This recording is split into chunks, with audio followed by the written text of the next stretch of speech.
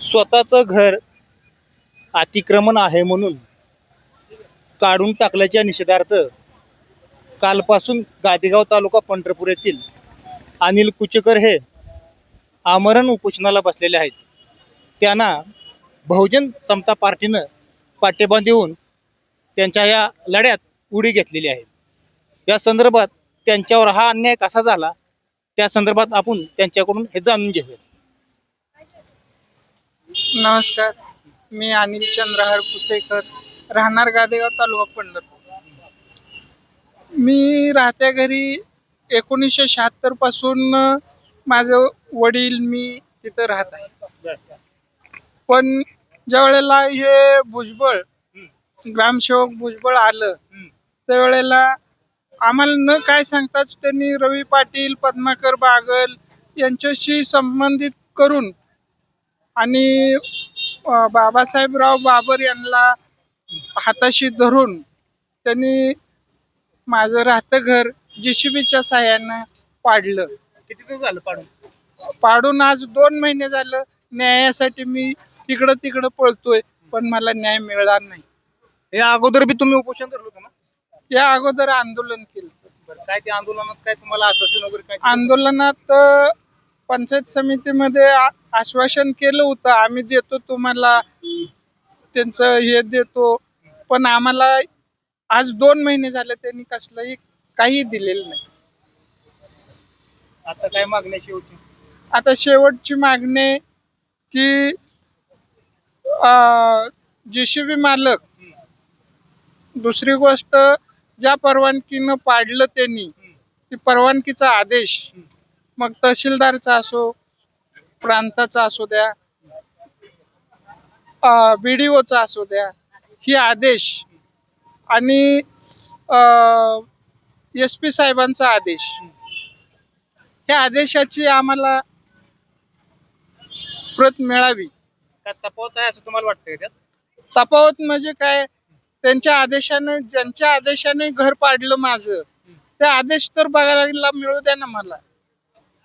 एकीकडे सरकार 2011चे अतिक्रमण कायम करा म्हणून सांगतंय आणि एकीकडे माझं घर पाडलं जातंय, ते बी खोटी कागदपत्र देऊन पाडलं जातंय.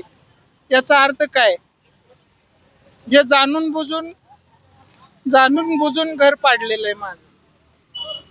तुम्हाला उघड्यावर ठेवले म्हणा? उघड्यावर ठेवलंय. आज 2 महिने झालं मी माझे लेकरं बाळ घेऊन उघड्यावर राहतो. त्याचा विचार सरकार करत नाही, ग्रामसेवक करत नाही. हे बाकीचे ग्रामसेवकनी तर मुद्दाम पाडले, त्यानं हजर झाला की दुसऱ्या आठवड्यात माझं घर पाडलेलं. ज्या शासकीय अधिकाऱ्यांनी तुमच्यावर जाणून बुजून अन्याय केला त्याबद्दल तुमचं काय मत आहे किंवा तुमची काय अपेक्षा आहे? त्यांना निलंबित करावं. याच्यासाठी जोपर्यंत ती निलंबित होत नाही तोपर्यंत मी इथनं उठत नाही. खिलारे जिल्हाध्यक्ष बहुजन समता पार्टी सोलापूर. गेल्या 2 महिन्याखाली मौजा गादेगाव येथील श्री अनिल चंद्रहार कुचेकर यांचं राहतं घर JCBच्या साह्यानं पाडण्यात आलं.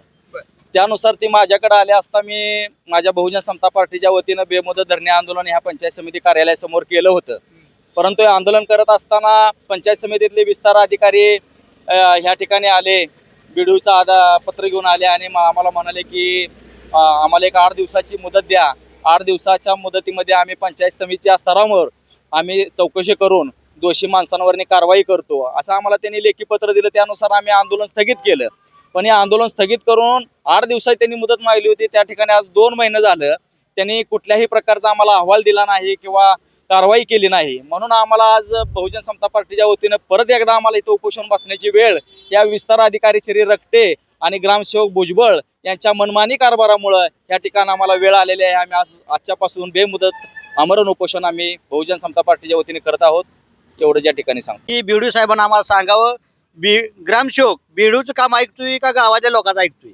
JCB वाल्यानं तर यांचं माणसं मारायला ठरवले, एवढी बिकट परिस्थिती झाली आहे. तर BDO साहेबाचं उडवीच उतर आहे. आमचं म्हणणं जी काही दोषी आहे, BDO असो, ग्रामसेवक असो, सरपंच असो, JCB वाला, त्यांच्यावर अट्रॉसिटी झाली पाहिजे. दुसरी मुद्दा, आज पाठीमागं अट्रॉसिटी विषयी कार्यशाळा शासन घेतंय आणि ज्यांच्यावर अन्याय होतोय या संदर्भात वाचा डिपार्टमेंट आणि सरकार फोडत नाही. नेमकं सरकार झाकून मारतंय का बोलून मारतंय हे का आम्हाला समजत नाही. मग आमचं काय म्हणणं आहे बेडू साहेबाला, कायदा आहे का नाही. मी आज या अनुषंगानं ही बातमी लांब गेली पाहिजे. हे पोलीस महानिरीक्षक त्यांना विचारतो कायदा आहे का नाही. कायदा तुमच्या पगारासाठी आहे का सामान्य माणसासाठी आहे का राजकीय पुढाऱ्याला बी विचारतोय. बाबा खरोखरच ह्या माणसावर अन्याय झाला असला तर गुन्हा दाखल का होत नाही. आज घर पाडले, घर म्हणजे मातंग समाजाचे आबरू पाडल्यासारखं आहे. प्रत्येकानं माझा विषय नाही. आज एवढा मोठा अन्याय झालाय तर सरकार ही नुसतं पगार काढण्यासाठी आहे का कायदा आहे का नाही आम्हाला समजा नाही. एवढं आम्ही संभ्रम निर्माण झालेला आहे. ज्या आदेशानं घर पाडलंय त्या संबंधित अधिकाऱ्यावर त्वरित कारवाई करण्याची मागणी यावेळी उपोषणकर्त्यांकडून करण्यात येत आहे.